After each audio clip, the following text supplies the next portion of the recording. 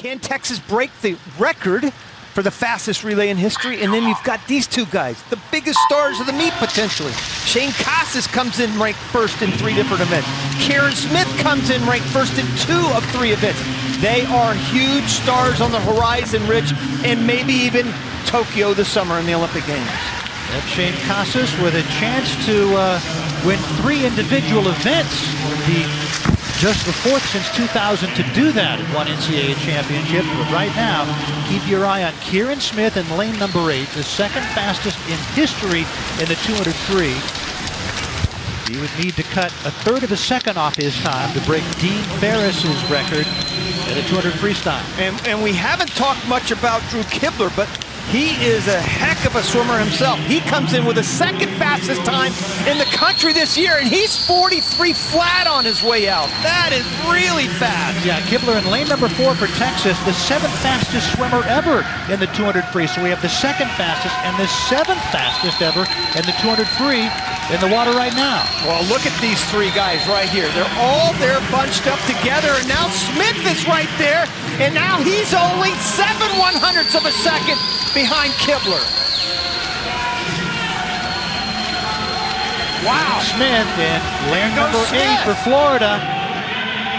1:29.15 is the NCAA and American record in the 200 freestyle that you can break on the leadoff.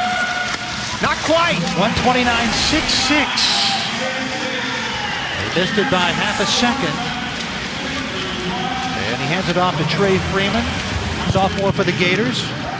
Turn our attention now to the Texas Longhorns in lane number 4. Drew Kibler has handed it off to Austin Katz, and the NCAA record in the 800 freestyle relay, 6:05.08.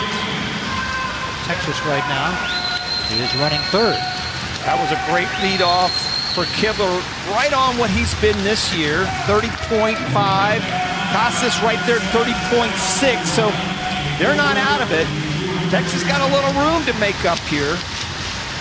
They're in lane number 4, right there. Mark Beal for Texas A&M has the lead in lane number 6, ahead of Trey Freeman of Florida in lane 8 at the top. Well, to note, A&M is going with their 2 best swimmers. Thiel and Casas are their very best. So they're going to tail off a little bit, and the other team should be able to at least inch up on them. They don't come with a lot of depth. They only have 6 swimmers here. So it's not a team that has the 16 to 20 kids that a Cal or Texas will bring. So it is top-loaded at the front half for Casas and Thiel and A&M. But they build about a body length. The question is Texas. They do not look good right now with their 2nd leg. Mark Beal hands it off to Coco Brananov. At the top for Florida, Alfonso Mesmer takes over for Trey Freeman. Carson Foster, great freshman for Texas in the water in lane number 4. At the bottom, an excellent freshman backstroker, Destin Lasco, the 3rd leg of the 800 freestyle relay. Foster has been such a key part of Texas's success.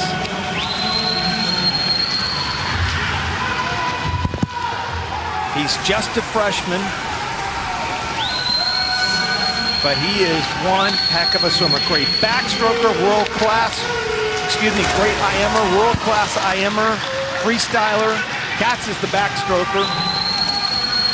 Rowdy, Texas A&M, the 2nd fastest time in the country this year entering this meet at the SECs. It was 4.3 seconds slower than Texas's time in December.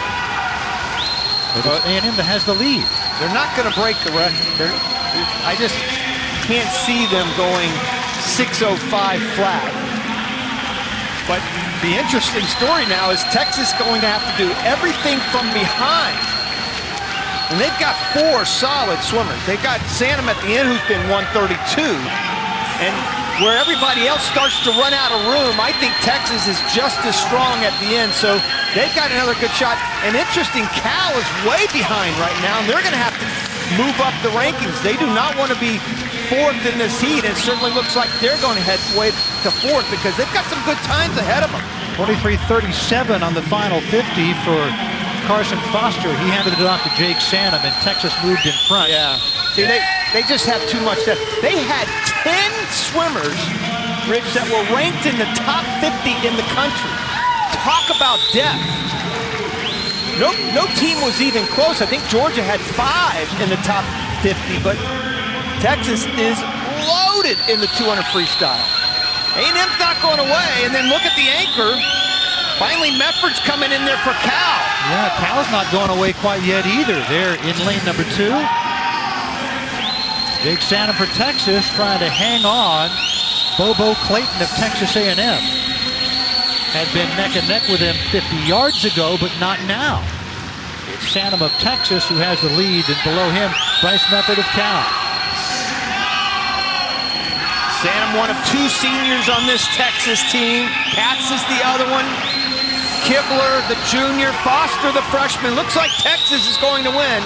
Didn't come easy for them.